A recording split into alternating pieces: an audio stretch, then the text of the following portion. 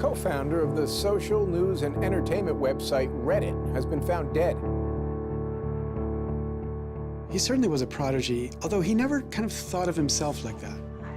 He was totally unexcited about starting businesses and making money. There's a profound sense of loss tonight in Highland Park, Aaron Swartz' hometown, as loved ones say goodbye to one of the internet's brightest lights. Open access and computer activists are mourning his loss. An astonishing intellect. You talk to people who knew him. He was killed by the government, and MIT betrayed all of its basic principles. They wanted to make an example out of him, okay?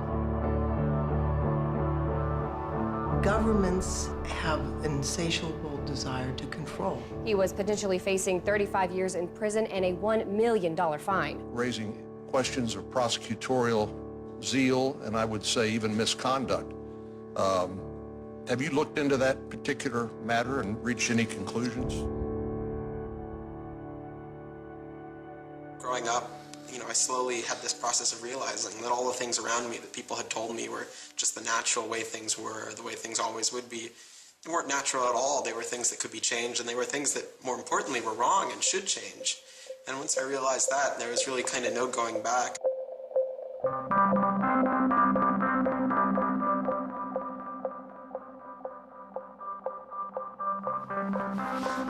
Welcome to Story Reading Time.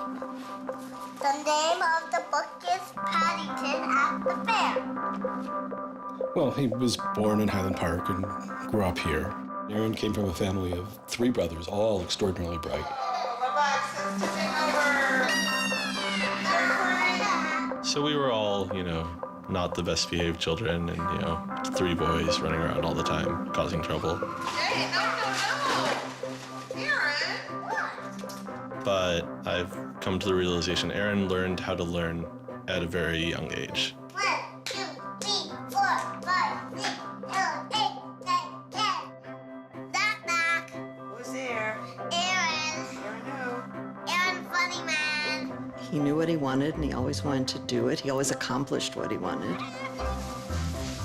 His curiosity was endless. Here's a little picture of what's a planet's sign. Each planet has a symbol.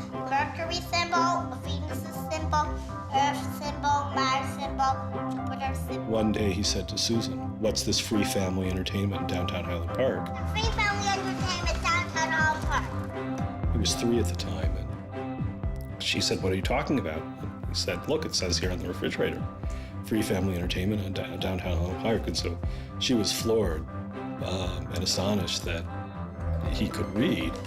It's called My Family Seder. The Seder night is different from all other nights.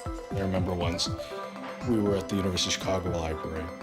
I pulled a book off the shelf that was from like 1900 and showed him and said, this is really just an extraordinary place. We all were curious children, but Aaron really liked learning and really liked teaching. And so they were going to learn the ABCs backwards. D, Y, X, W, V, U, T. I remember he came home from his first algebra class, and he was like, "Noah, let me teach you algebra." And I'm like, "What is algebra?" And he was always like that. Now you press the click button. There, now it's got that. Now it's in pink. When he was about 2 or 3 years old, and Bob introduced him to computers, and he just took off like crazy on them. Go fast at 102 ABC. We all had computers, but Aaron really took to them, really took to the internet. Working at the computer? Mommy, why is nothing working? He started programming from a really young age. I remember the first program that I wrote with him was in BASIC, and it was a Star Wars trivia game. He sat down with me in the basement where the computer was for hours programming this game.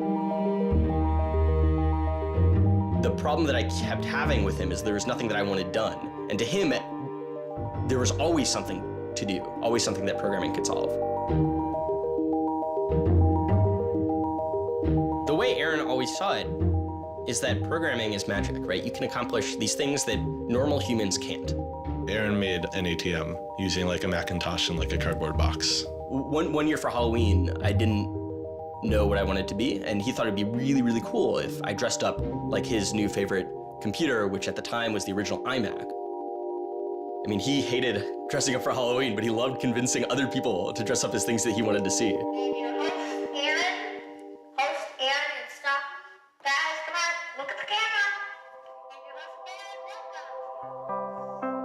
He made this website called The Info, where people can just fill in information. Like, I'm sure someone out there knows all about gold leafing. Why don't they write about that on this website? And then other people could come at a later point and read that information and edit the information if they thought it was bad. Not too dissimilar from Wikipedia, right? And this was before Wikipedia had begun, and this was developed by a 12-year-old in his room by himself, running on, this tiny server using ancient technology. And one of the teachers responds like, "This is a terrible idea. You can't just let anyone author the encyclopedia. The whole reason we have scholars is to write these books for us. How could you ever have such a terrible idea?" Me and my other brother would be like, "Oh, yeah, Wikipedia is cool, but we had that in our house like 5 years ago." Aaron's website, theinfo.org, wins a school competition hosted by the Cambridge-based web design firm Ars Digita. We all went to Cambridge for when he won the Ars Digita Prize. And, we had no clue what Aaron was doing. It was obvious that the prize was really important. Aaron soon became involved with online programming communities, then in the process of shaping a new tool for the web. He comes up to me, it's like, "Ben, there's this really awesome thing that I'm working on. You need to hear about it." I'm like, "Yeah, what is it?" He says, "It's this thing called RSS." And he explains to me what RSS is. I'm like, why is that useful, Aaron? Is any site using it? Why would I want to use it? There was this mailing list for people who were working on RSS and XML more generally. And there was a person on it named Aaron Swartz who was combative but very smart and who had lots of good ideas. And he didn't ever come to the face-to-face meetings. And they said, when are you going to come out to one of these face-to-face meetings? And he said, I don't think my mom would let me. I'm 14, I just turned 14. And so their first reaction was, well, this colleague we've been working with all year was 13 years old while we were working with him, and he's only 14 now. And their second reaction was, Christ, we really want to meet him. That's extraordinary. He was part of the committee that drafted RSS. What he was doing was to help build the plumbing for modern hypertext. And the piece that he was working on, RSS, was a tool that you can use to get summaries of things that are going on in other web pages. Most commonly, you would use this for a blog. You might have 10 or 20 people's blogs you want to read. You use their RSS feeds, these summaries of what's going on those other pages, to create a unified list of all the stuff that's going on. Aaron was really young, but he understood the technology and he saw that it was imperfect and looked for ways to help make it better.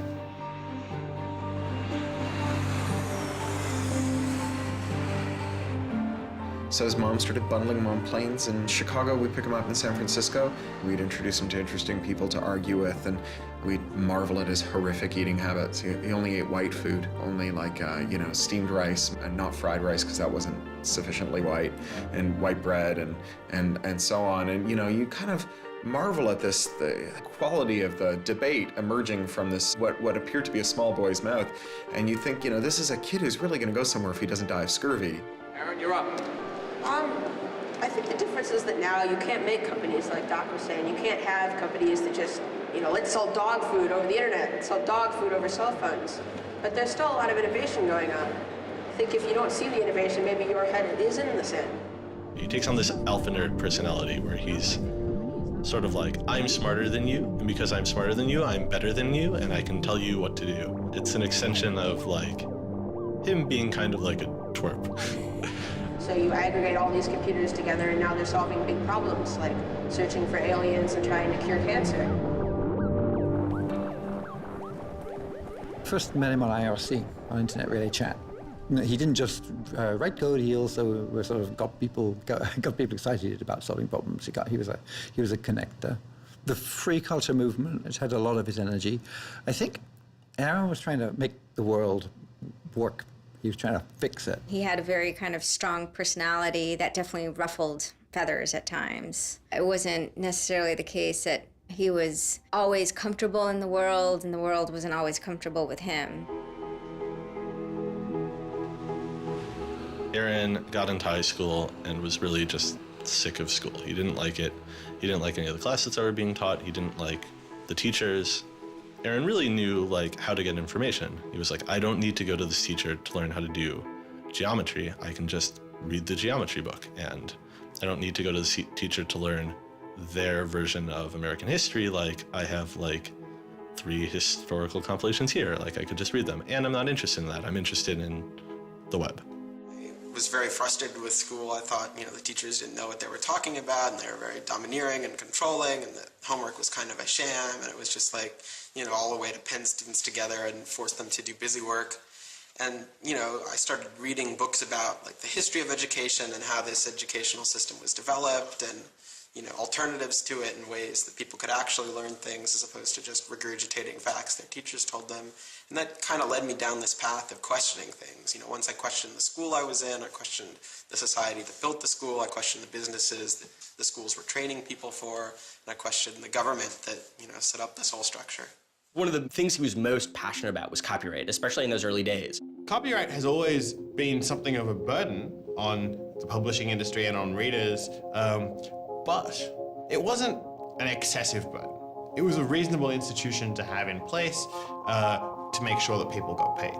What Aaron's generation experienced was the collision between this antique copyright system and this amazing new thing we were trying to build, the internet and the web. These things collided, and what we got was chaos. He then met Harvard law professor Lawrence Lessig, who was then challenging copyright law in the Supreme Court. A young Aaron Swartz flew to Washington to listen to the Supreme Court hearings. I am Aaron Swartz, and I'm here to listen to see the Eldred argument. Why did you fly out here from Chicago and come all this way to see the Eldred argument? That's a more difficult question. See the Eldred. Because I don't know. It's very exciting to see the Supreme Court, especially such a prestigious case as this one.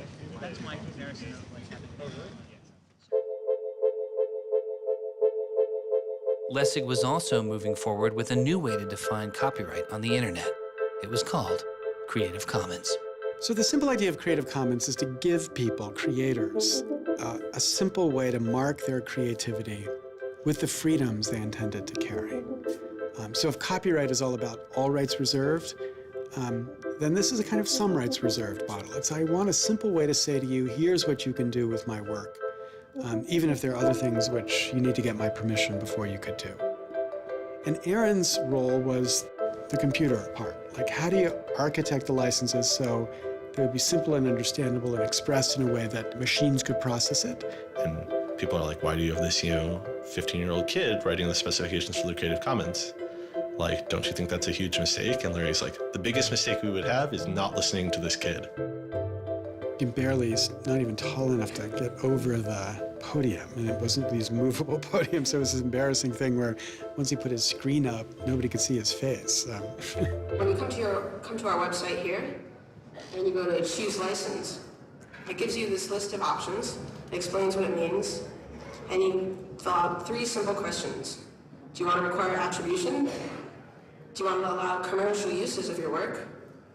Do you want to allow modifications of your work? I was floored, just completely flabbergasted that these adults regarded him as an adult. And Aaron stood up there in front of a whole audience full of people and just started talking about the platform that he'd created for Creative Commons. And they were all listening to him. I was sitting at the back thinking, he's just a kid. Why are they listening to him? But they did. Well, I don't think I comprehended it fully. Though critics have said it does little to ensure artists get paid for their work, the success of Creative Commons has been enormous.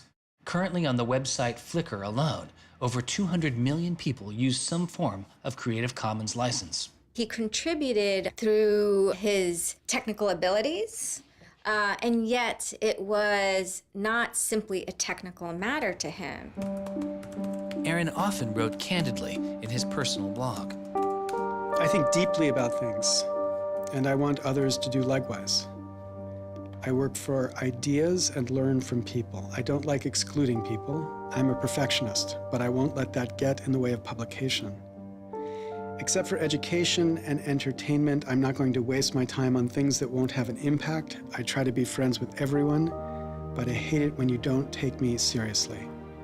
I don't hold grudges. It's not productive, but I learn from my experience. I want to make the world a better place.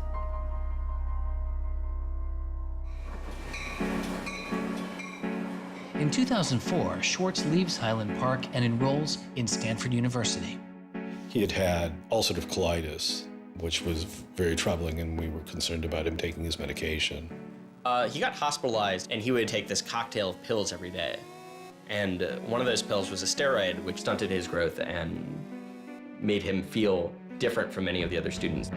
Aaron, I think, shows up at Stanford ready to do scholarship and finds himself in effectively a babysitting program for overachieving high schoolers who, in 4 years, are meant to become, captains of industry and one percenters. And I think it just made him bananas. In 2005, after only 1 year of college, Swartz was offered a spot at the new startup incubation firm called Y Combinator, led by Paul Graham. And he's like, hey, I have this idea for a website. And Paul Graham likes him enough and says, yeah, sure. So Aaron drops out of school, moves to this apartment. So this used to be Aaron's apartment when he moved here. I have vague memories of my father telling me how difficult it was to get a lease because Aaron had no credit and he dropped out of college. Aaron lived in what's now the living room, and some of the posters are left over from when Aaron lived here. And then the library. There are more books, but a lot of them are Aaron's. Aaron's Y Combinator site was called Infogami, a tool to build websites. But Infogami struggles to find users, and Swartz eventually merges his company with another Y Combinator project in need of help. It was a project headed by Steve Huffman and Alexis Ohanian, called Reddit. There we were, starting from almost nothing. No users, no money, no code, and growing day by day into a hugely popular website. And it showed no signs of letting up. First we had 1,000 users, then 10,000, then 20,000, and on and on. It was just incredible. Reddit becomes huge, and it's a real sort of geeky corner of the internet. There's a lot of humor, there's a lot of art, and there's just people who flock to the site and make that site the main site they go to every morning to get their news. Reddit kind of just borders on chaos at some level. So on the one hand, it's a place where people discuss news of the day, technology, politics, and issues. And yet there is a lot of kind of not safe for work material, offensive material. There's some subreddits where trolls find a welcome home. And so in that sense, Reddit has been kind of home to controversy as well. It kind of sits on that edge of chaos. Reddit catches the attention of the corporate magazine giant Condé Nast, who makes an offer to buy the company. Some large amount of money, large enough that my dad was getting bugged with questions about how do I store this money? Like a lot of money. Like a lot of money. Probably more than $1 million, but I don't actually know. And he is how old at the time? 19, 20. So it was in this apartment. They sat around on what predated these couches, hacking on Reddit. And when they sold Reddit, they threw a giant party and then all flew out to California the next day and left the keys with me. It was funny, he just sold a startup, so we all kind of presumed he was the richest person around, but he said, oh no, I'll take this tiny little shoebox-sized room. That's all I need. It was barely larger than a closet. The idea of him spending his money on fancy objects just seems so implausible. He explains it's I like living in apartments, so I'm not going to spend a lot of money on a new place to live. I'm not going to buy a mansion. And I like wearing jeans and a t-shirt, so I'm not going to spend any more money on clothes. So like, it's, you know, really no big deal. What is a big deal to Swartz is how traffic flows on the internet and what commands our attention. In the old system of broadcasting, you were fundamentally limited by the amount of space in the airwaves. You know, you could only send out 10 channels over the airwaves of television, right? Or even with cable, you had 500 channels. On the internet, everybody can have a channel. Everyone can get a blog or a MySpace page. Everyone has a way of expressing themselves. And so what you see now is not a question of who gets access to the airwaves. It's a question of who gets control over the ways you find people. You know, you start seeing power centralizing in sites like Google, these sort of gatekeepers that tell you where on the internet you want to go, the people who provide you your sources of news and information. So it's not, you know, only certain people have a license to speak. Now everyone has a license to speak. It's a question of who gets heard. After he started working in San Francisco at Condé Nast, he comes into the office and they want to give him a computer with all this crap installed on it and say that he can't install any new things on his computer, which to a developer is outrageous, right? From the first day, he was complaining about all this stuff. Gray walls, gray desks, gray noise. The first day I showed up here, I simply couldn't take it. By lunchtime, I had literally locked myself in a bathroom stall and started crying. I can't imagine staying sane with someone buzzing in my ear all day, let alone getting any actual work done. Nobody else seems to get work done here either. Everybody's always coming into our room to hang out and chat or invite us to play the new video game system that Wired is testing. He really had different aspirations that were politically oriented. And Silicon Valley just doesn't really quite have that culture that orients technical activity for the purposes of political goals. Aaron hated working for a corporation. They all hate working for Condé Nast, but Aaron is like the only one who's not going to take it. And Aaron basically gets himself fired by not showing up to work ever. It was said to be a messy breakup. Both Alexis Ohanian and Steve Huffman declined to be interviewed for this film. He rejected the business world. One of the really important things to remember about that choice when Aaron decided to kind of leave startup culture is that he was also leaving behind the things that had made him, you know, famous and well-loved, and, you know, he was at risk of letting down fans. He got to where he was supposed to be going and had the self-awareness and the orneriness to realize that he had climbed the mountain of shit to pluck the single rose and discovered that he'd lost his sense of smell. And rather than sit there and insist that it wasn't as bad as it seemed, and he did get the rose in any event, he climbed back down again, which is pretty cool. The way Aaron always saw it is that programming is magic, right? You can accomplish these things that normal humans can't by being able to program. So if you had magical powers, would you use them for good or to make you mountains of cash? Swartz was inspired by one of the visionaries he had met as a child, the man who had invented the World Wide Web, Tim Berners-Lee. In the 1990s, Berners-Lee was arguably sitting on one of the most lucrative inventions of the 20th century. But instead of profiting from the invention of the World Wide Web, he gave it away for free. It is the only reason the World Wide Web exists today. Aaron is certainly deeply influenced by Tim. Tim is certainly a very prominent early internet genius who doesn't in any sense cash out. He's not at all interested in how he's going to figure out how to make $1 billion. People would have seen, there's money to be made there. So there would have been lots of little webs instead of one big one. And one little web, and lots of little webs doesn't work because you can't follow links from one to the other. You know, you had to have the critical mass for this thing was the entire planet. So it's not going to work unless the whole planet can get on board.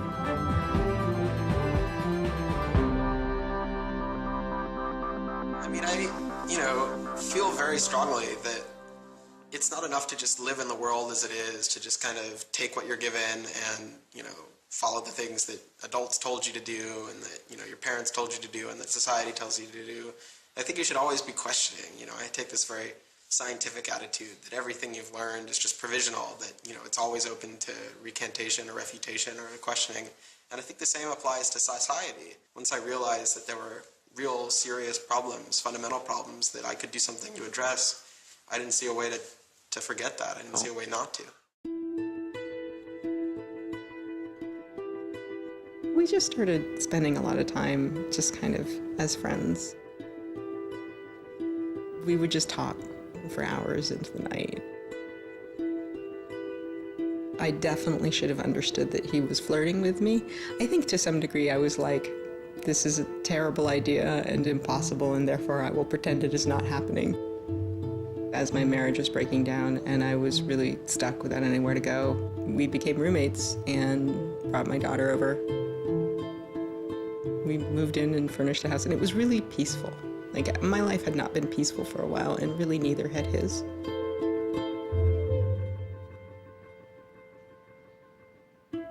We were extremely close from the beginning of our romantic relationship. We were in constant contact, but we're both really difficult people to deal with.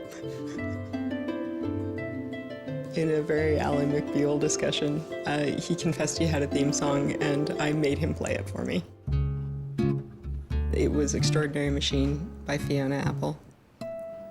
I think it was just that sense of kind of being a little bit embattled that the song has. And it also had like this hopefulness to it. By foot it's a slow climb, but I'm good at being uncomfortable, so I can't stop changing all the time. Because in many ways, Aaron was tremendously optimistic about life. Even when he didn't feel it, he could be tremendously optimistic about life. Extraordinary machine. What are you doing? Flickr has video now. Swartz threw his energy into a string of new projects involving access to public information, including an accountability website called watchdog.net and a project called the Open Library. So the Open Library Project is a website that you can visit at openlibrary.org. And the idea is to be a huge wiki, an editable website with one page per book. So for every book ever published, we want to have a web page about it that combines all the information from publishers, from booksellers, from libraries, from readers, onto one site, and then gives you links where you can buy it, you can borrow it, or you can browse it. I love libraries. You know, I'm the kind of person who goes to a new city and immediately seeks out the library. So that's the dream of Open Library, is building this website where both you can leap from book to book, from person to author, from subject to idea, go through this vast tree of knowledge that's been embedded and lost in big physical libraries that's hard to find, that's not very well accessible online, is really important because books are a cultural legacy. You know, books are the place people go to write things down, and to have all that swallowed up by one corporation is kind of scary. How can you bring public access to the public domain? It may sound obvious that you'd have public access to the public domain, but in fact, it's not true. So the public domain should be free to all, but it's often locked up. There's often, guard cages. It's like having a national park, but with a moat around it and gun turrets pointed out in case somebody might want to actually come and enjoy the public domain. One of the things Aaron was particularly interested in was bringing public access to the public domain. This is one of the things that got him into so much trouble. I had been trying to get access to federal court records in the United States. What I discovered was a puzzling system called PACER, which stands for Public Access to Court Electronic Records. I started Googling, and that's when I ran across Carl Malamud. Access to legal materials in the United States is a $10 billion per year business. PACER is just this incredible abomination of government service. It's 10 cents a page. It's this most brain-dead code you've ever seen. You can't search it. You can't bookmark anything. You got to have a credit card. And these are public records. It's U.S. district courts are very important. It's where a lot of our seminal litigation starts, civil rights cases, patent cases, all sorts of stuff. And journalists and students and citizens and lawyers all need access to PACER, and it fights them every step of the way. People without means can't see the law as readily as people that have that Gold American Express card. It's a poll tax on access to justice. The law is the operating system of our democracy, and you have to pay to see it. That's not much of a democracy. They make about $120 million a year on the PACER system, and it doesn't cost anything near that, according to their own records. In fact, it's illegal. The E-Government Act of 2002 states that the courts may charge only to the extent necessary in order to reimburse the costs of running PACER.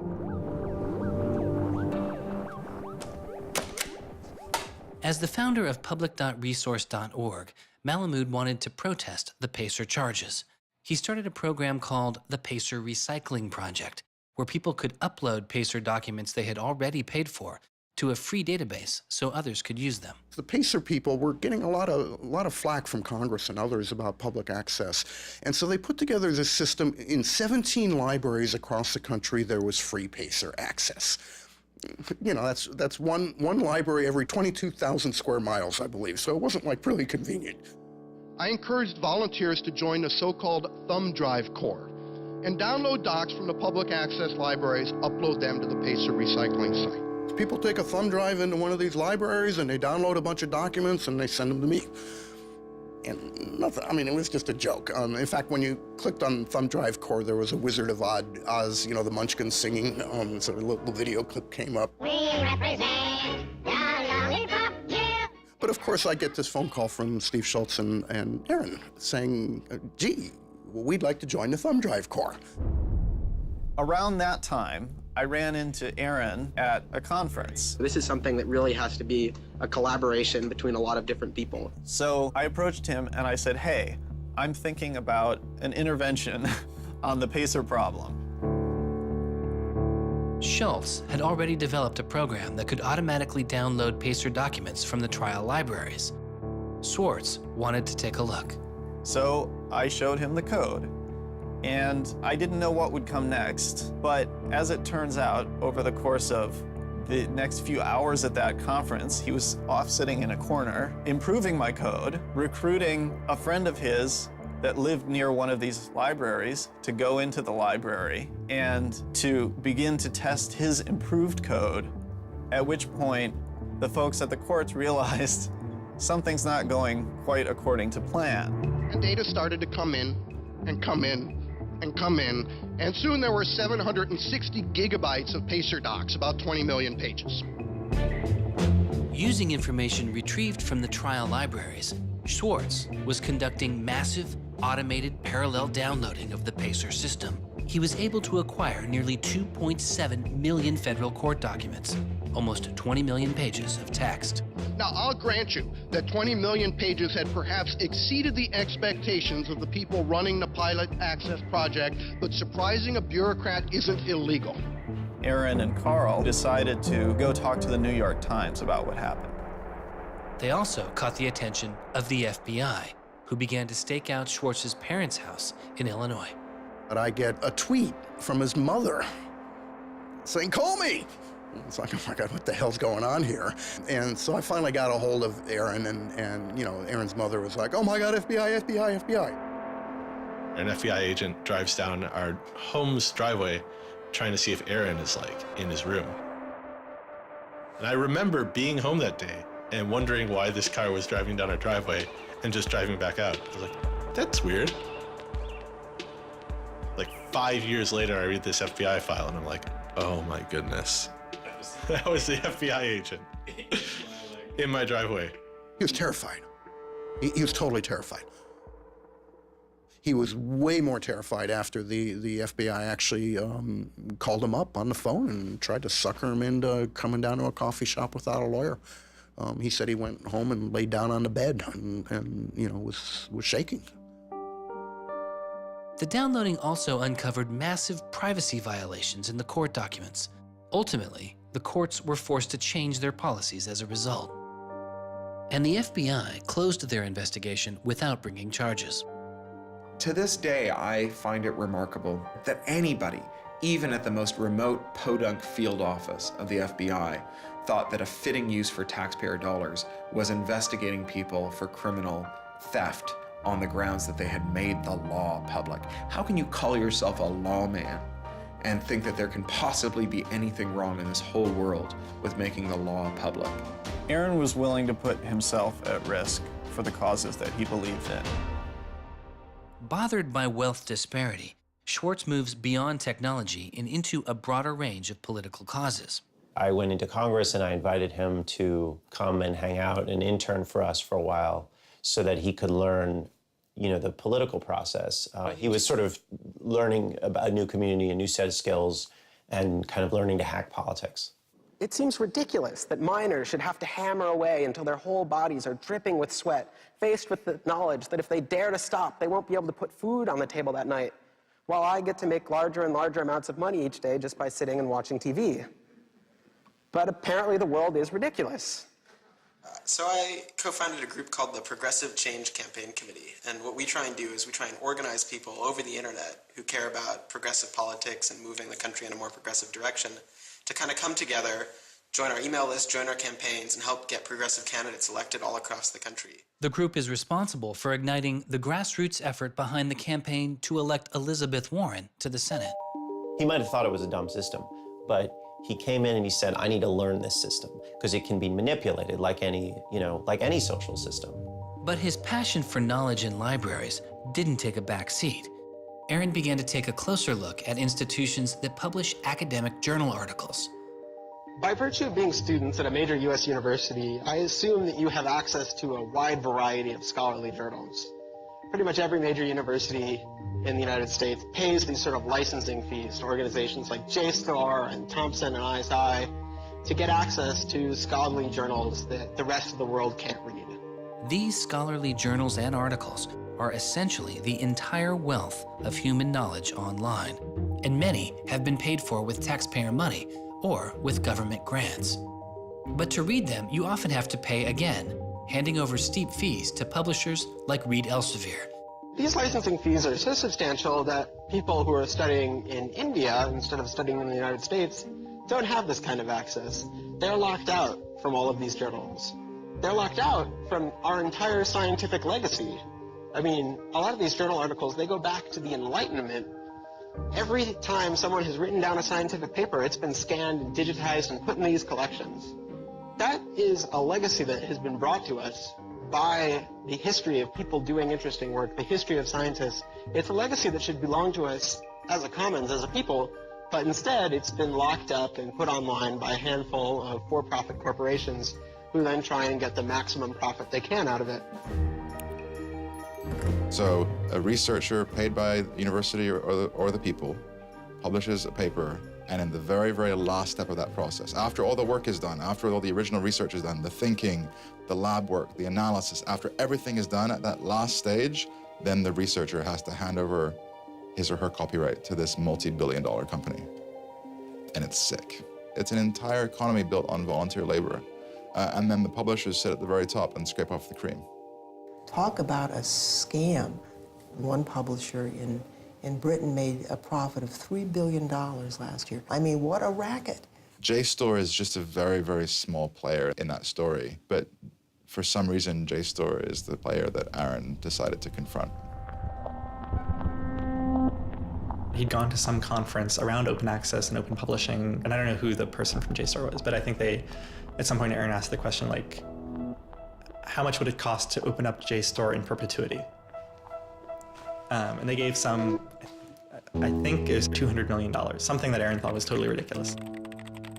Working on a fellowship at Harvard, he knew users on MIT's famously open and fast network Nextdoor had authorized access to the riches of JStor. Swartz saw an opportunity.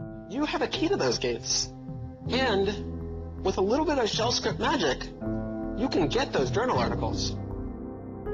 On September 24th, 2010, Swartz registered a newly purchased Acer laptop on the MIT network under the name Gary Host. The client name was registered as Ghost Laptop. He doesn't hack JSTOR in the traditional sense of hacking. The JSTOR database was organized, so it was completely trivial to figure out how you could download all the articles in JSTOR because it was basically numbered. It was basically, / number article 444,024, then 25, then 26. He wrote a Python script called keepgrabbing.py, which was like keep grabbing one article after another. The next day, Ghost Laptop begins grabbing articles, but soon the computer's IP address is blocked. For Swartz, it's barely a bump in the road. He quickly reassigns his computer's IP address and keeps downloading. Well, JSTOR and MIT take a number of steps to try to interfere with this when they notice that this is happening. And when the more modest steps don't work, then at a certain stage, JSTOR just cuts off MIT from having access to the JSTOR database. So there's this kind of cat and mouse game around getting access to the JSTOR database. Aaron ultimately, obviously, is the cat because he has more technical capability than the JSTOR database people do in defending them. And eventually, there was an unlocked supply closet in the basement of one of the buildings. And he went, instead of going through Wi-Fi, he went down there and he just plugged his computer directly into the network and just left it there with an external hard drive downloading these articles to the computer. Unknown to Swartz, his laptop and hard drive had been found by authorities. They didn't stop the downloads. Instead, they installed a surveillance camera. They found the computer in this room in the basement of an MIT building. They could have unplugged it. They could have waited for the guy to come back and said, dude, what are you doing? Cut it out. Who are you? And they could have done all that kind of stuff, but they didn't. What they wanted to do was film it to gather evidence to make a case. That's the only reason you film something like that.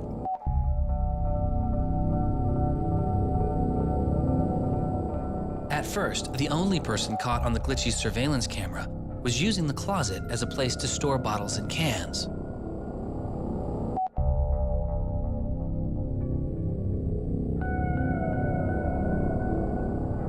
But days later, it caught Swartz.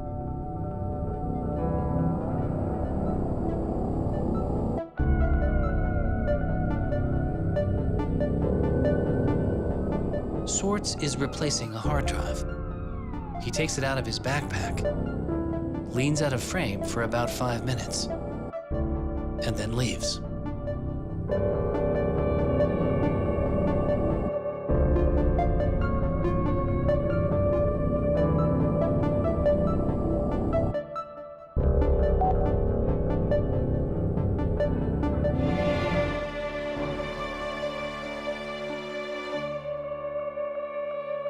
And then they organized a stakeout where as he was biking home from MIT, these cops came out from either side of the road or something like that and started going after him.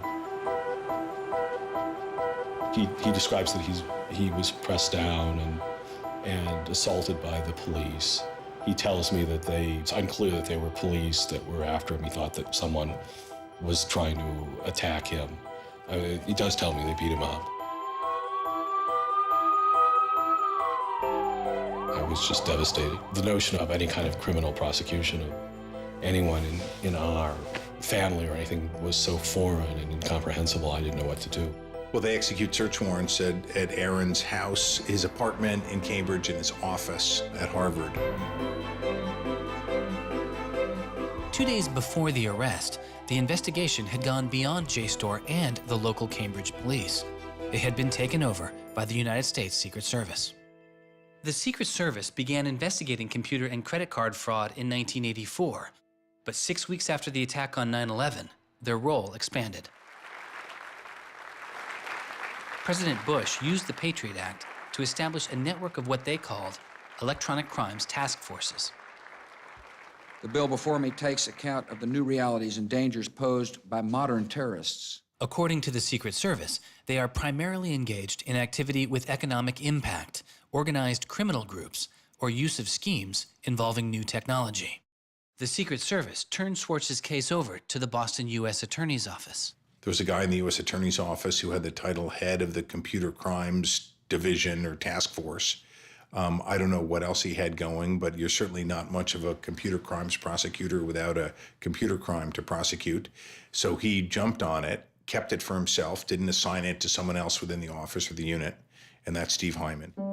Prosecutor Stephen Hyman has been largely out of public view since the arrest of Aaron Swartz, but he can be seen here in an episode of the television show American Greed, filmed around the time of Aaron's arrest. He is describing his previous case against the notorious hacker Alberto Gonzalez, a case that garnered Hyman enormous press attention and accolades.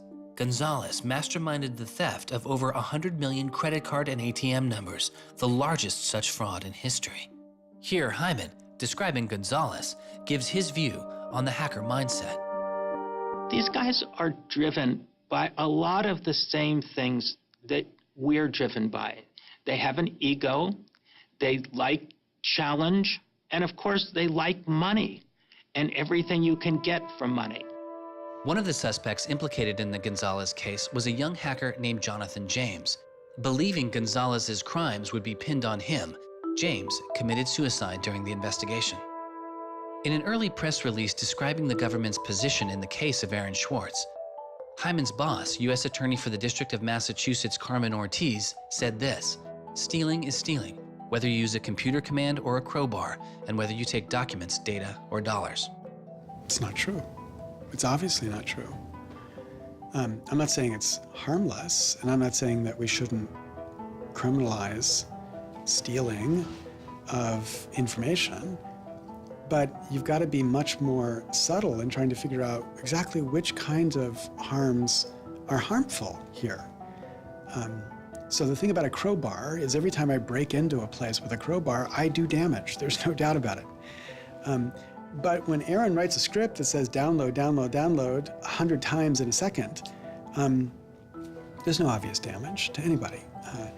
If he does that for the purpose of gathering archive to do academic research on it, there is never any damage to anybody. He wasn't stealing, he wasn't selling what he got or giving it away. He was making a point, as far as I could tell. The arrest took its toll on Swartz. He just wouldn't talk about it. And he's like very stressed. If you thought like the FBI was like going to come to your doorstep any day, anytime you went down the hall, even to do your laundry, and they would break into your apartment because you left the door unlocked, like, I'd be pretty stressed. And it was clear. And so Aaron was always sort of like in like a dour mood.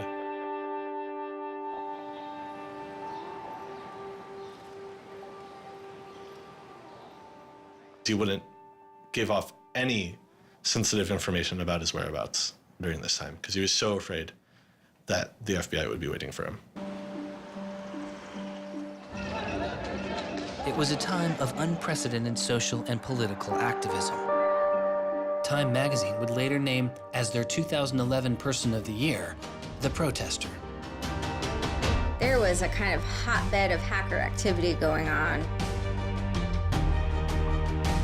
WikiLeaks had released a trove of diplomatic cables. Manning had been under arrest at the time. It was unknown whether he was the source of the leak. Anonymous, which is a kind of protest ensemble that has a lot of hackers in its ranks, were going on various sprees of sorts. If you compare that to what he did, his stuff should have been left behind for MIT and JStor to deal with in a kind of private, professional manner. It should have never gotten the attention of the criminal system. It just didn't belong there.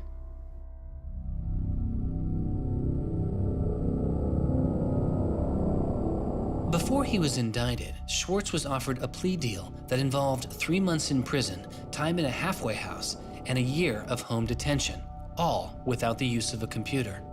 It was on the condition that Swartz plead guilty to a felony. Here we are. We have no discovery, no evidence whatsoever about what the government's case is, and we have to make this immense decision where the lawyer is pushing you to do this, the government is giving you a non-negotiable demand, and you're told that your likelihood of prevailing is small, so whether you're guilty or not, you're better off taking the deal. Boston has its own computer crimes division with lots of lawyers, probably more lawyers than they need. So, you can imagine all sorts of cases where it'd be really hard to prosecute because you've got some criminals in Russia or you've got some people inside of a corporation are going to have $500 lawyers or $700 an hour lawyers sitting down against you. And then you've got this case with this kid, which is pretty easy to prove that he did something, and he's already marked himself as a troublemaker with the FBI, so why not go as tough as you can in here against that guy? It's good for you, the prosecutor, it's good for the Republic, because you're fighting all those terrorist types. I was so scared. I was so scared of having my computer seized. I was so scared of going to jail because of my computer being seized. I had confidential material from sources from my previous work on my laptop. And that is above all my priority, is to keep my sources safe. I was so scared of what was going to happen to Ada. Aaron told me that they'd offered him a deal, and he finally just said that he would take it if I told him to. And I came real close to saying take it. He had developed like serious political aspirations in the intervening time between when, that moment when he ended that entrepreneurial startup life and begun this new life that had come to this political activism. And he just didn't believe that he could continue in his life with a felony. He said to me one day, we were walking by the White House, and he said to me, they don't let felons work there.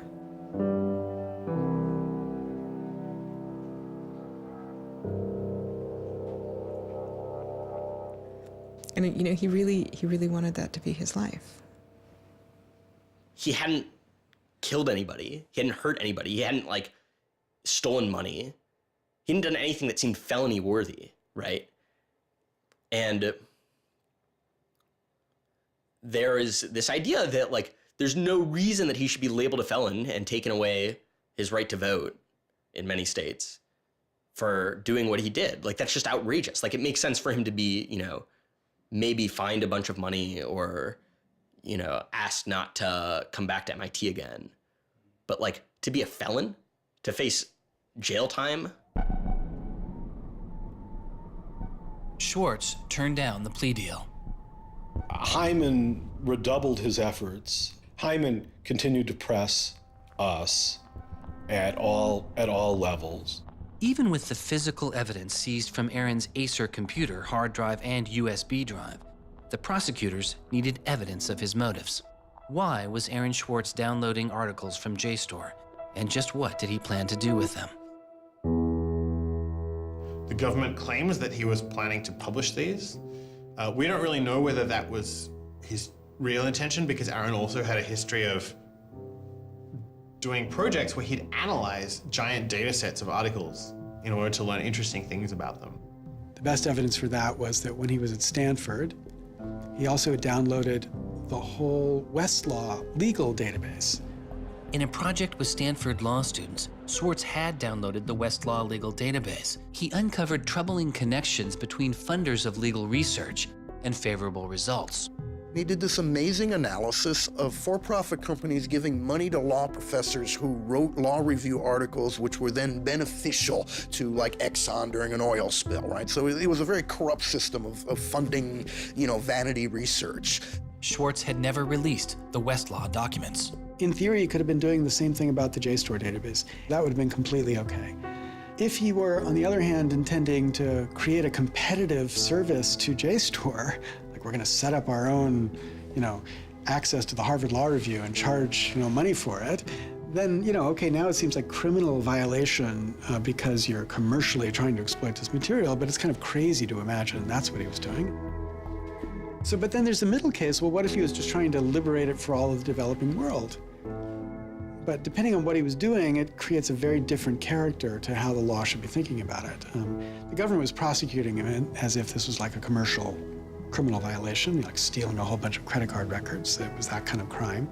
I don't know what he was going to do with that database, but I heard from a friend of his that Aaron had told him he was going to analyze the data for evidence of corporate funding of climate change research that led to biased results. And I totally believe that. I was just told that Steve wanted to talk to me. And I thought, maybe this is a way I could get out of this. Just just exit the situation. And I didn't want to live in fear of having my computer seized. I didn't want to live in fear of having to go to jail on a contempt of court charge if they tried to compel me to decrypt my computer. When they came to me and said, Steve wants to talk to you, that seemed reasonable. They offered Norton what is known as a Queen for a Day letter, or a proffer. It allowed prosecutors to ask questions about Aaron's case. Norton would be given immunity from prosecution herself for any information she revealed during the meeting. I didn't like it. I told my lawyers repeatedly that this seemed fishy. I didn't like this. I didn't want immunity. I didn't need immunity. I hadn't done anything. But they were really, really stringent that they did not want me meeting the prosecutor without immunity. But just to be clear, this is a Queen for a Day deal, a proffer. Right, a proffer letter. In which you basically handed information over to them in exchange for protection from prosecution. So it wasn't handing information over. It was, at least that's not how I saw it. It was just having a discussion, having an interview with them. Well, they're asking you questions. They're asking me and questions. They can ask about whatever they want. Right.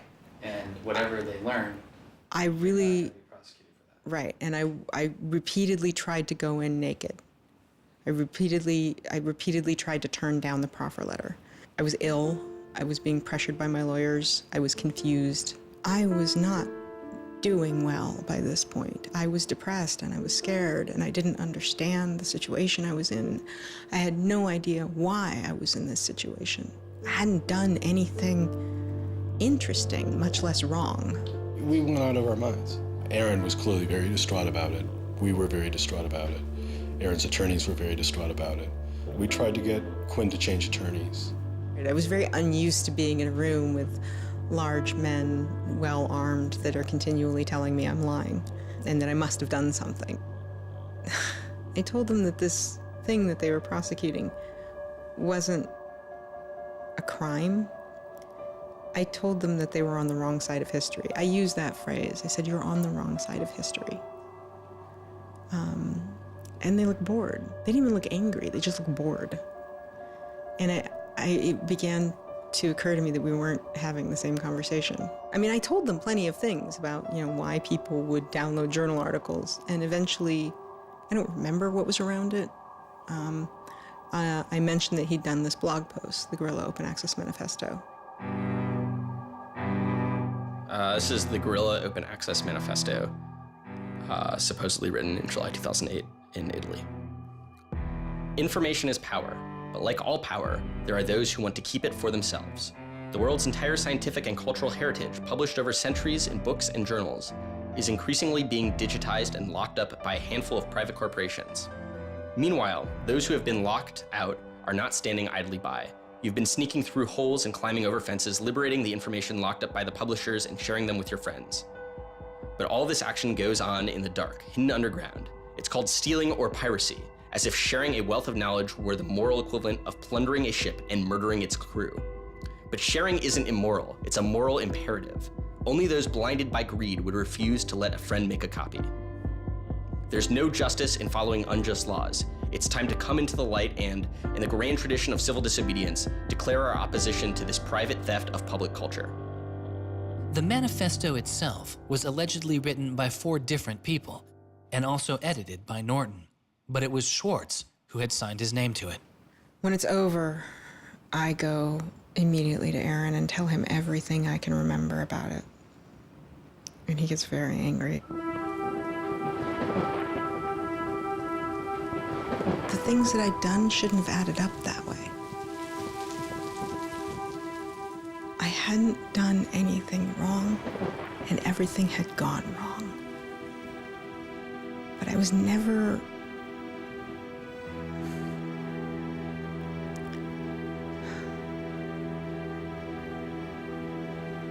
I'm still angry. I'm still angry that you can try your best with these people to do the right thing, and they will turn everything against you, and they will hurt you with anything they can. And in that moment, I regret that I said what I did. But my much larger regret is that we have settled for this, that we are okay with this. That we are okay with a justice system that tries to game people into little traps so they can ruin their lives. So yeah, I wish I hadn't said that, but I am much, much angrier that this is where I am. That this is what we as a people think is okay. They used every method that I think they could think of to get her to provide information which would be unhelpful to Aaron and helpful to the prosecution of Aaron. Right. But you know, I don't think she had information that was helpful to the government. Months go by as Swartz's friends and family await a looming indictment. In the meantime, Swartz was becoming a go-to expert on a series of internet issues. To you then, do you think that the internet is something that should be considered a human right and something that the government cannot take away from you? Yes, definitely. I mean, this notion that national security is an excuse to shut down the internet, that's exactly what we heard in Egypt and Syria and all these other countries. And so, yeah, it's true. Sites like WikiLeaks are going to be putting up some embarrassing material about what the U.S. government does, and people are going to be organizing to protest about it and try and change their government. You know, and that's a good thing. That's what all these First Amendment rights of free expression, of freedom of association are all about. And so the notion that we should try and shut those down, I think, just goes against very basic American principles. The principle, I think, is one that our founding fathers would have understood. If the internet had been around back then, instead of putting post offices in the Constitution, they would have put ISPs. Well, it's definitely interesting to see how... Swartz meets activist Taryn Steinbrickner-Kaufman, and the two begin to date. We need a massive global public outcry. If there's no massive global public outcry, it won't create any change. You know, 4 people in this city should cause a massive global public outcry. You know, we need a petition signer. Without telling her specifics, he warned her he was involved in something he called simply the bad thing. And I had sort of crazy theories, like that he was having an affair with Elizabeth Warren or something. I speculated both Hillary Clinton and Elizabeth Warren, actually, but so sometime in probably late July, Aaron called me and I happened to pick up and he said, you know, the bad thing might be in the news tomorrow. Do you want me to tell you or do you want to read about it in the news? And I said, well, I want you to tell me. And he said, well, I've been arrested for downloading too many academic journal articles and they want to make an example out of me. And I was like, that's it? That's the big fuss? Really? Like, this doesn't sound like a very big deal. On July 14th, 2011, federal prosecutors indict Swartz on 4 felony counts. He gets indicted on the same day that like 2 people in England who are part of Lessig get arrested and like a few other real hackers. And Aaron is just like someone who kind of looks like a hacker, enough that they can like, you know, put his head on a stake and like put it on the gates. Aaron went to surrender and they arrested him. They then strip searched him, took away his shoelaces, took away his belt, and left him in solitary confinement. The District of Massachusetts United States Attorney's Office released a statement saying Swartz faces up to 35 years in prison, to be followed by 3 years of supervised release, restitution, forfeiture, and a fine of up to $1 million. He is released on $100,000 bail. The same day, the primary victim in the case, JStor, formally drops all charges against Swartz and declines to pursue the case. JStor, they weren't our friends, they weren't helpful or friendly to us, but they also were just kind of like, we're not part of this. JStor and their parent company, Ithaca, also sidestepped requests to talk with this film. But at the time, they released a statement saying it was the government's decision whether to prosecute, not JStor's. And so it's our belief that with that, the case will be over. That we should be able to get Steve Hyman to drop the case or settle it in some rational way. And the government refused. Why? Well, because I think they wanted to make an example out of Aaron. And they said they wanted to, the reason why they wouldn't move on requiring a felony conviction and jail time was that they wanted to use this case as a case of for deterrence. They told us that. They told you that? Yes. This was going to be an example? Yes. He was going to be an example? Yes. Steve Hyman said that. Deterring who? Like, there's other people out there running around logging onto JStor and downloading the articles to make a political statement. I mean, who are they deterring? It would be easier to understand the Obama administration's posture of supposedly being for deterrence if this was an administration that, for instance, prosecuted arguably the biggest economic crime that this country has seen in the last 100 years, the crimes that were committed that led to the financial crisis on Wall Street. When you start deploying the non-controversial idea of deterrence only selectively, you stop making a dispassionate analysis of lawbreaking, and you started deciding to deploy law enforcement resources specifically on the basis of political ideology. And that's not just undemocratic, it's supposed to be un-American. Prosecutor Stephen Hyman later reportedly told MIT's outside counsel that the straw that broke the camel's back was a press release sent out by an organization Swartz founded called Demand Progress. According to the MIT account, Hyman reacted to the short statement of support, calling it a wild internet campaign and a foolish move that moved the case from a human one-on-one level to an institutional level.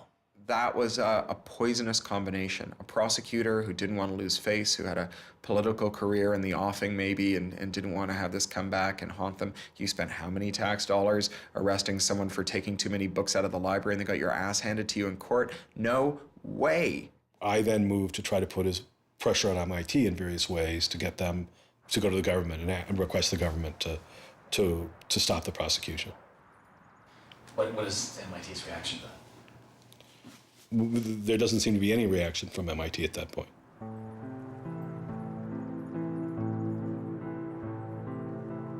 MIT doesn't defend Aaron, which to people inside of the MIT community seems outrageous because MIT is a place that encourages hacking in the biggest sense of the word. At MIT, the idea of going and running around on roofs and tunnels that you weren't allowed to be in was not only a rite of passage, it was part of the MIT tour. And lockpicking was a winter course at MIT. They had the moral authority to stop it in its tracks. MIT never stood up and took a position of saying to the feds, don't do this. We don't want you to do this. You're overreacting. This is too strong, that I'm aware of.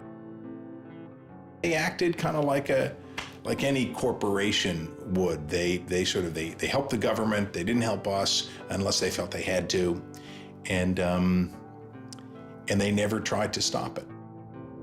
MIT declined repeated requests to comment, but they later released a report saying they attempted to maintain a position of neutrality and believed Hyman and the U.S. Attorney's Office did not care what MIT thought or said about the case.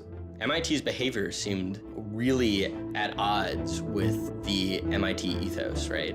You could argue that MIT turned a blind eye and that was okay for them to do. But taking that stance, taking that neutral stance in and of itself was taking a pro-prosecutor stance. If you look at Steve Jobs and Steve Wozniak, they started by selling a blue box, which was a thing designed to defraud the phone company.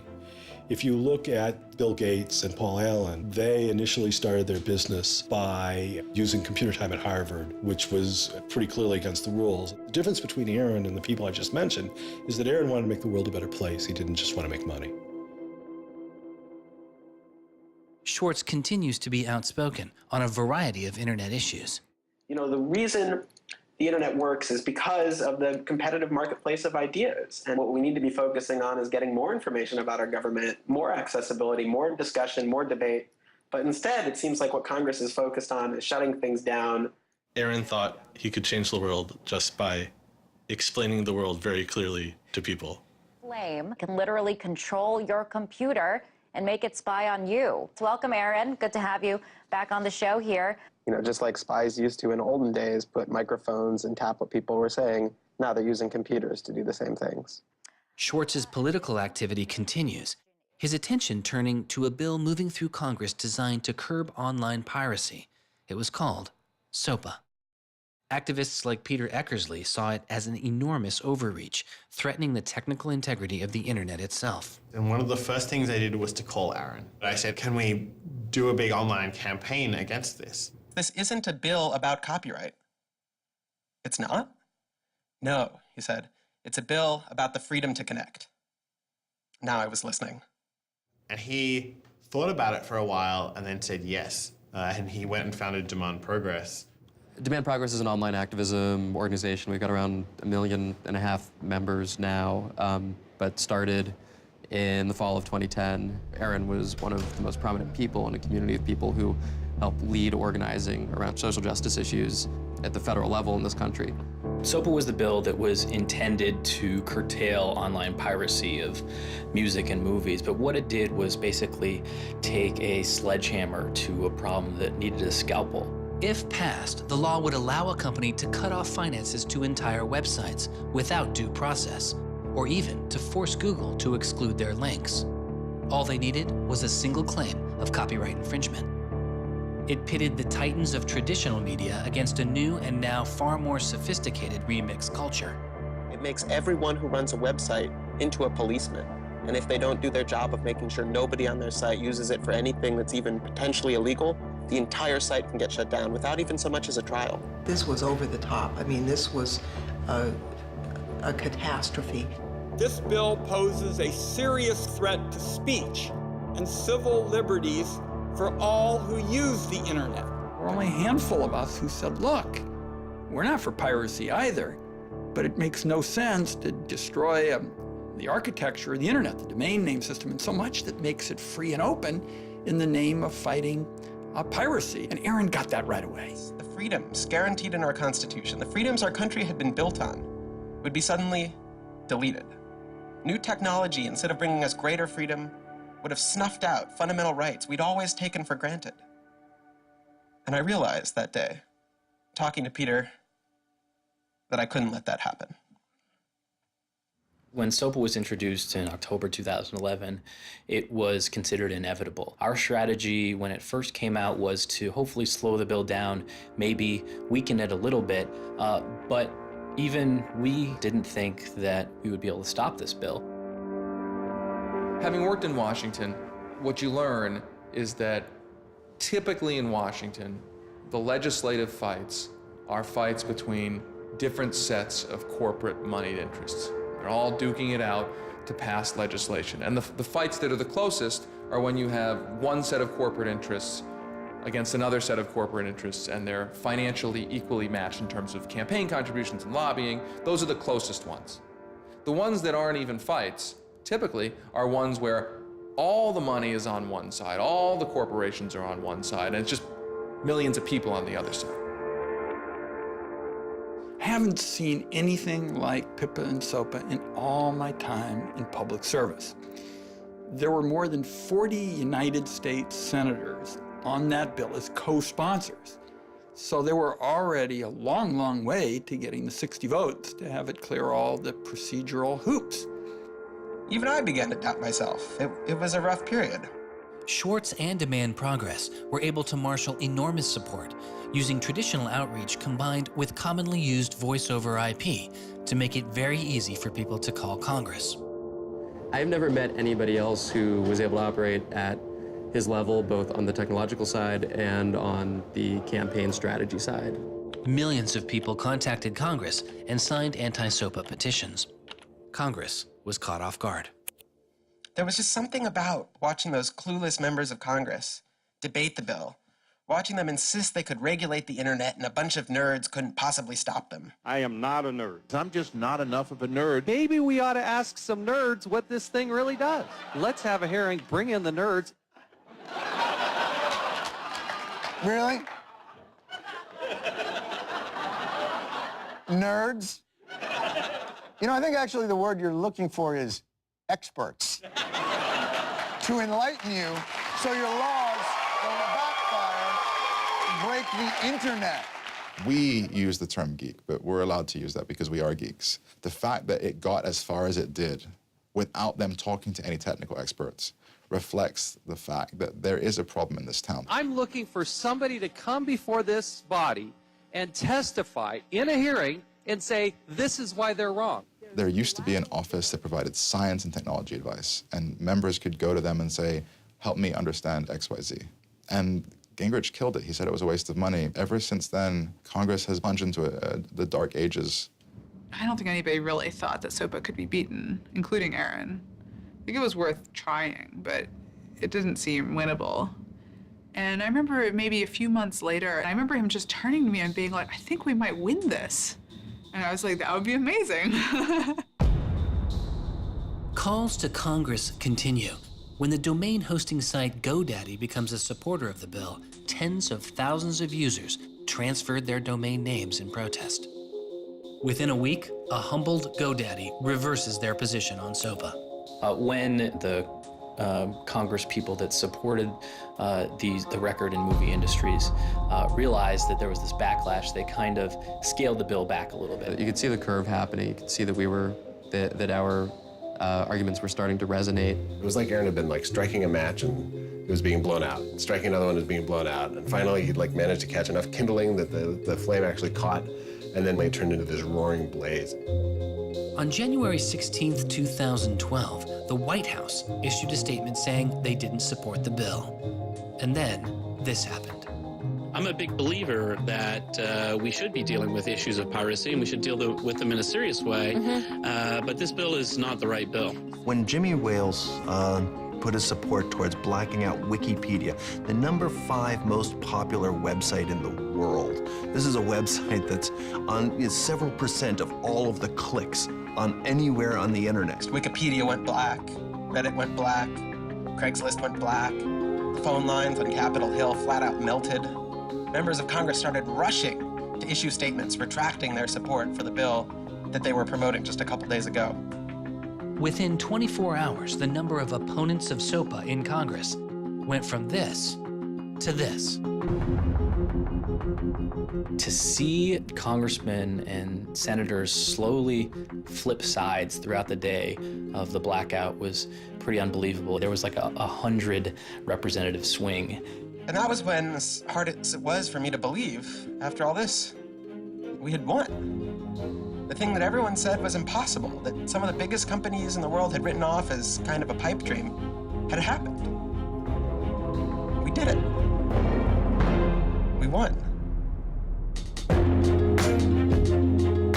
This is a historic week in internet politics, maybe American politics. The thing that we heard from people in Washington, D.C., from staffers on Capitol Hill was they received more emails and more phone calls on SOPA blackout day than they'd ever received about anything. I think that was an extremely exciting moment. This was the moment when the internet had grown up politically. It was exhilarating because it's hard to believe it actually happened. It's hard to believe a bill with so much financial power behind it didn't simply sail through the Congress. And not only did it not sail through, it didn't pass at all. It's easy sometimes to feel like you're powerless, like when you come out in the streets and you march and you yell and nobody hears you. But I'm here to tell you today, you are powerful. So yeah, maybe sometimes you feel like you're not being listened to, but I'm here to tell you that you are. You are being listened to. You are making a difference. You can stop this bill if you don't stop fighting. Stop PIPA. Stop SOPA. Some of the biggest internet companies, to put it frankly, would benefit from a world in which their little competitors could get censored. We can't let that happen. For him, it was more important to be sure that you made a small change than to play a small part in a big change. But SOPA was like playing a major part in a major change. And so for him, it was kind of this proof of concept, like, okay, what I want to do with my life is change the world. I think about it in this really scientific way of like, I'm measuring my impact. And this shows that it's possible, right? That the thing that I want to do with my life is possible. I have proved that I can do it, that I, Aaron Swartz, can change the world. For a guy who never really thought he had done much, which was Aaron, it was one of the few moments where you could really see that he felt like he had done something good. Feeling like here is his maybe one and only victory lap. Everyone said there was no way we could stop SOPA. We stopped it. This is 3 outrageously good victories, and the year isn't even over yet. I mean, if there's a time to be positive, it's now. You know, he wins at SOPA a year after he's arrested it's not unambiguously happy moments. There's a lot going on. He's so attuned towards participating in the political process, you can't stop him. The list of organizations Swartz founded or co-founded is enormous. And years before Edward Snowden would expose widespread internet surveillance, Swartz was already concerned. It is shocking to think that the accountability is so lax that they don't even have sort of basic statistics about how big the spying program is. And if the answer is, oh, we're spying on so many people we can't possibly even count them, then that's an awful lot of people, right? It would be one thing if they said, look, you know, we know the number of telephones we're spying on, we don't know exactly how many real people that corresponds to, but they just came back and said, we can't give you a number at all. That's pretty, I mean, it's scary is what it is. Well, that's scary. You know, they put incredible pressure on him, took away his, you know, all of the money he had made. They, you know, threatened to take away his physical freedom. Why'd they do it, you know? I mean, well, why are they going after whistleblowers, you know? Why are they going after people who tell the, you know, who tell the truth about all sorts of things? I mean, from the banks to the, you know, to war, to just sort of government transparency. So secrecy serves those who are already in power. And we are living in an era of secrecy that coincides with an era where the government is doing also a lot of things that are probably illegal and unconstitutional. So those two things are not coincidences. It's very clear that this technology has been developed not for small countries overseas, but right here for use in the United States by the U.S. government. The problem with the spying program is it's this sort of long, slow expansion, you know, going back to the Nixon administration, right? Obviously, it became big after 9/11 under George W. Bush, and Obama has continued to expand it, and the problems have slowly grown worse and worse. But there's never been this moment you can point to, say, okay, we need to galvanize opposition today because today is when it matters. Instead, it's mattered for. The prosecution, in my estimation, of Aaron Swartz was about sending a particular laser-like message to a group of people that the Obama administration sees as politically threatening. And that is essentially the hacker, the information, and the democracy activist community. And the message that the Obama administration wanted to send to that particular community was, in my estimation, we know you have the ability to make trouble for the establishment. And so we are going to try to make an example out of Aaron Swartz to scare as many of you as possible into not making that trouble.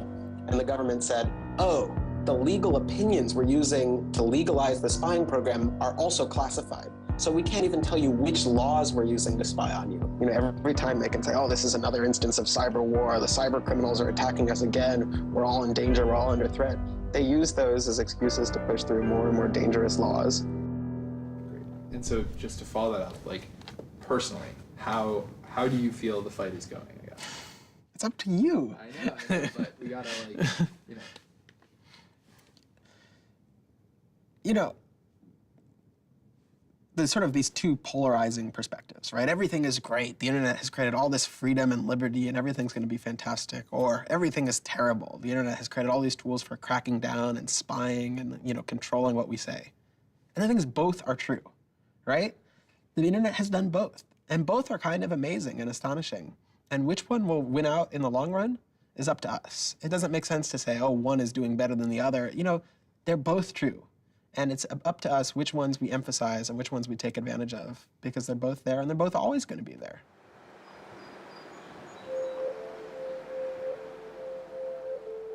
On September 12, 2012, federal prosecutors filed a superseding indictment against Swartz, adding additional counts of wire fraud, unauthorized access to a computer, and computer fraud.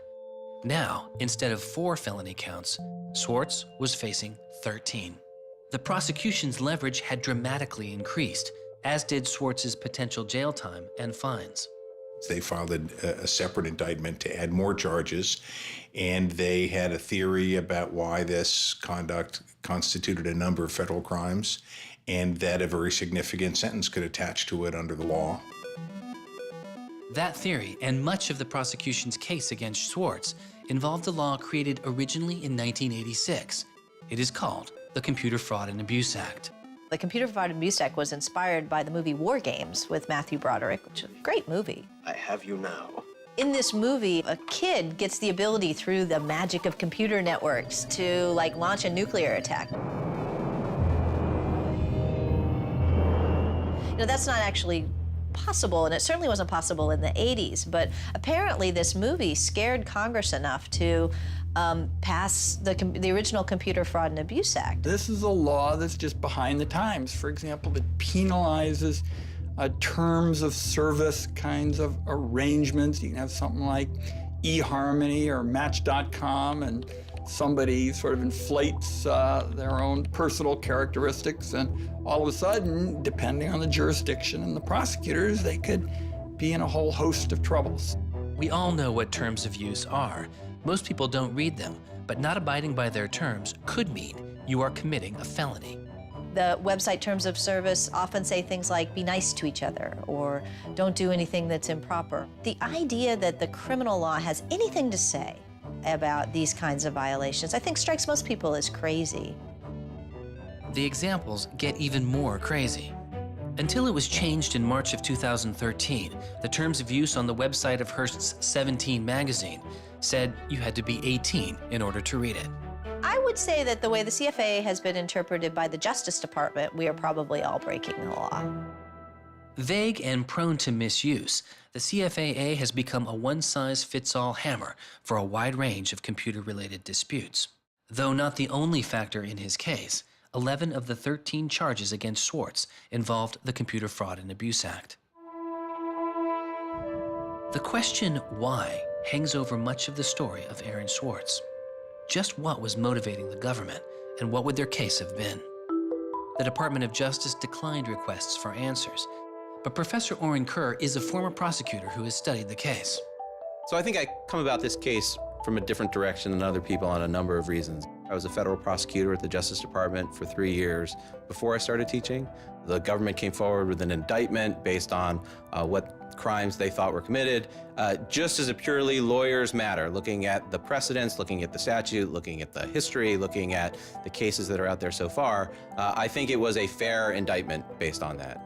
You can debate whether they should have charged this case. There's just a lot of disagreement. Some people are on the open access side, some people are not.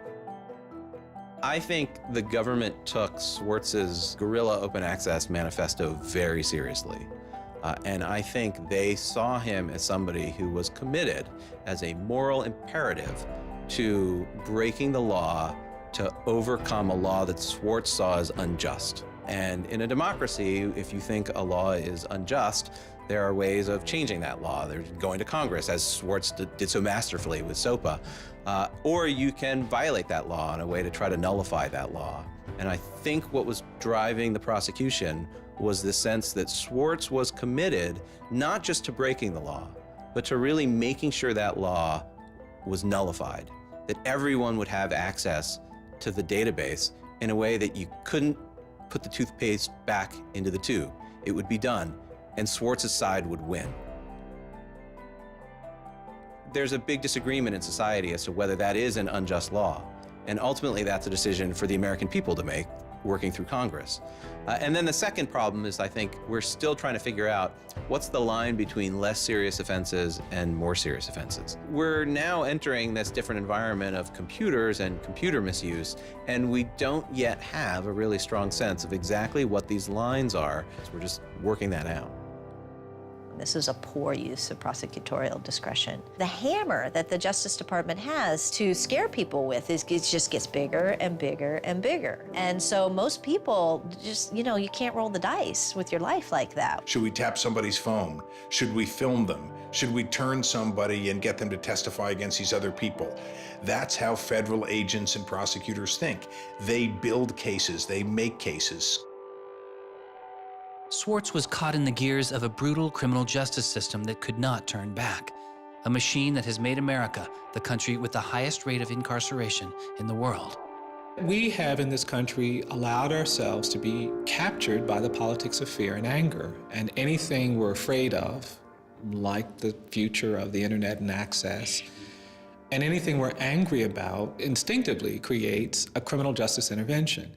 And we've used jail, prison, and punishment to resolve a whole host of problems that historically were never seen as criminal justice problems. The impulse to threaten, indict, prosecute, which is part of what has created this debate and controversy over online access and information on the internet, is very consistent with what we've seen in other areas. The one difference is that the people who are usually targeted and victimized by these kinds of criminal and carceral responses are typically poor and minority.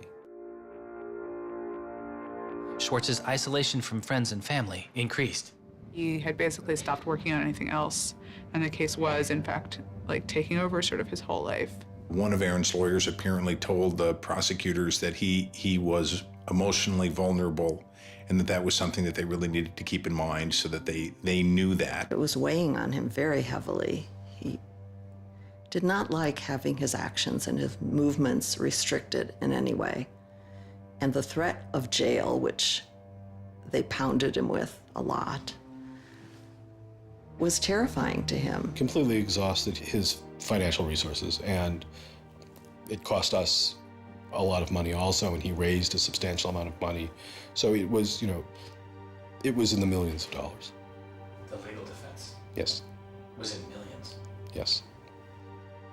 Yeah, I think he didn't want to be a burden to people. I think that was a factor. Like, I have my normal life, and then I have this shitty thing I have to deal with. And I try to, like, keep the two of them as separate as possible. But they were just beginning to blur together, and everything was becoming shitty. Swartz faced a tough choice that was only getting tougher. Do you admit guilt and move on with your life, or do you fight a broken system? With his legal case, the answer was simple. He rejects the final plea deal, and a trial date is set. Aaron was resolute that he didn't want to knuckle under and accept something that he didn't believe was fair, but I also think he was scared.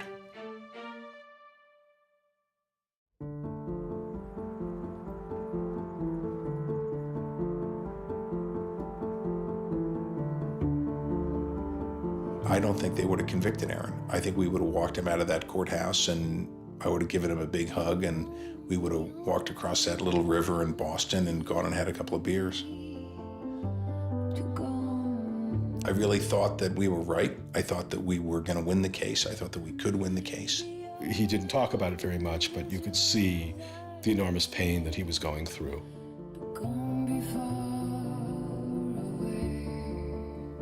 No time in his childhood did Aaron have any severe mood swings or like depressive episodes or anything that I would ascribe to severe depression. And it's possible, he was depressed. People get depressed.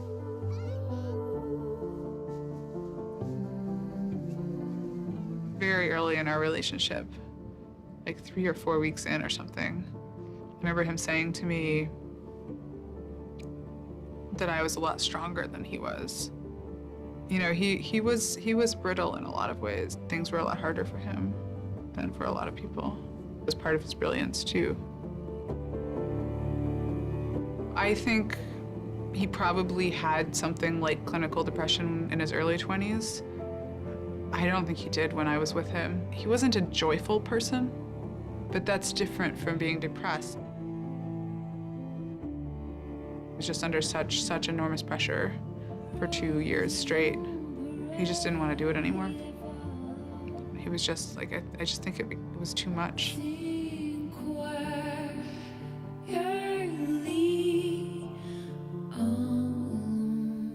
I got a phone call late at night. I could tell something was wrong, and then I called and I realized what had happened. A co-founder of the social news and entertainment website Reddit has been found dead. Police say 26-year-old Aaron Swartz killed himself yesterday in his Brooklyn apartment. I just thought, we've lost one of the most creative minds of our generation. It was like the whole world fell apart in that moment.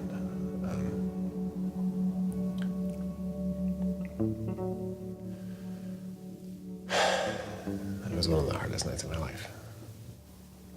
So I kept screaming, I can't hear you. What did you say? I can't hear you. I can't, that's it.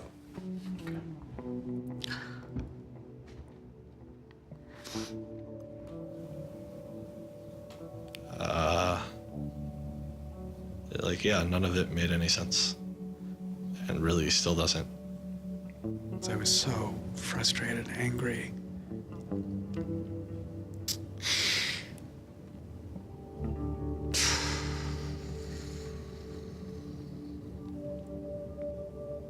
I tried to explain it to my kids. My 3-year-old told me that the doctors would fix him.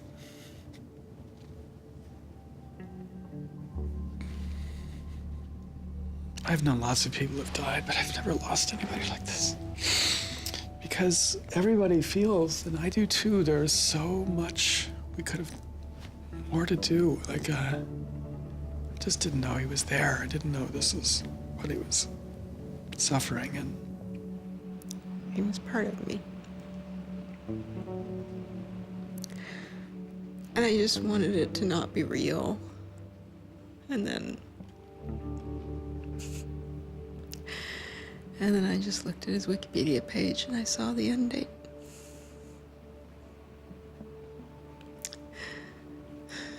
To 2013.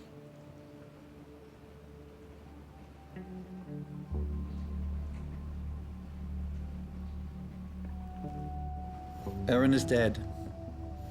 Wanderers in this crazy world, we have lost a mentor, a wise elder. Hackers for right, we're one down. We've lost one of our own. Nurturers, carers, listeners, feeders, parents, all, we have lost a child. Let us all weep.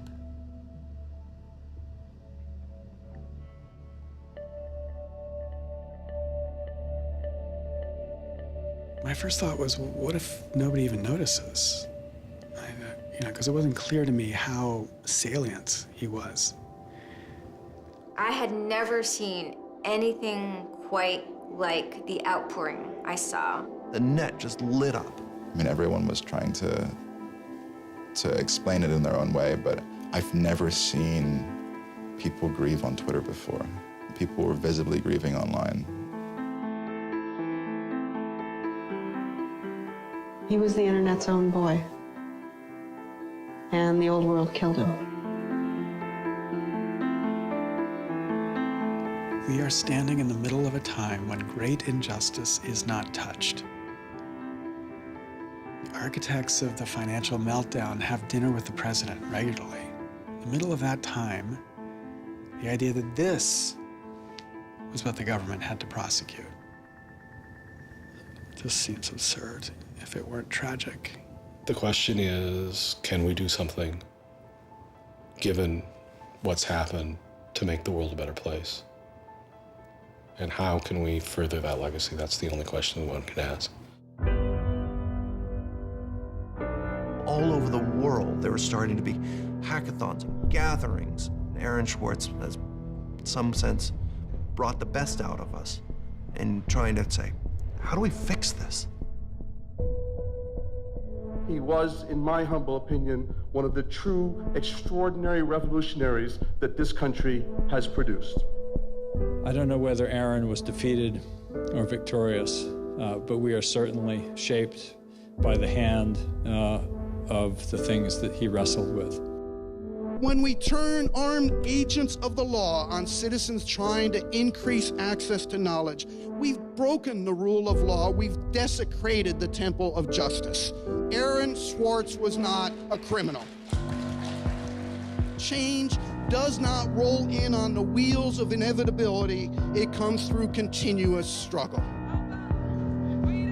Aaron really could do magic. And I'm dedicated to making sure that his magic doesn't end with his death. He believed that he could change the world, and he was right. Out of the last week and out of today, phoenixes are already rising.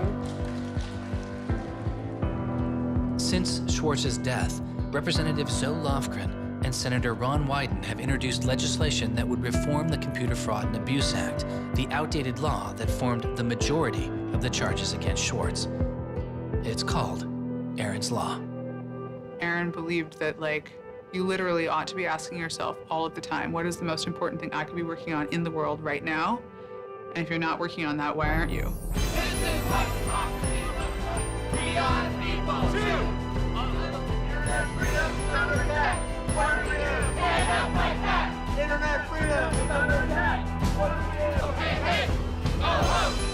Our Northeast has got to go. Hey, hey. I wish we could change the past, but we cannot. but we can change the future, and we must. We must do so for Aaron. We must do so for ourselves. We must do so to make our world a better place, a more humane place, a place where justice works and access to knowledge becomes a human right. So there was a kid back in February from Baltimore, 14 years old, who had access to JStor. And he'd been spelunking through JStor after reading something. And he figured out a way to do early tests for pancreatic cancer. And pancreatic cancer kills the shit out of you because we detect it way too late. By the time we detect it, it's already too late to do anything about it. He sent emails off to the entire oncology department at Johns Hopkins, you know, hundreds of them.